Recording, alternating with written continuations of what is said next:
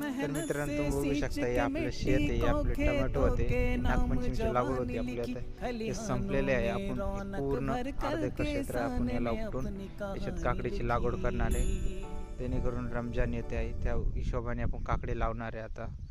आणि आपण तिकडे नवीन टोमॅटो लावलेले 1 एकर, आणि हे आपले वांगे आहे त्याच्यामध्ये आपण गट्टा, आणि इकडे फ्लावर लावले, फ्लावर संपलेले थोडी बाकी आहे. आणि आपले वांगे बघू शकता मस्तपैकी आता आपले वांगे फुल चालू झालेले बघू शकता.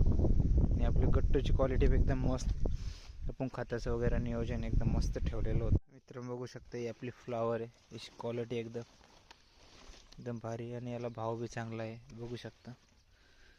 याची क्वालिटी आहे.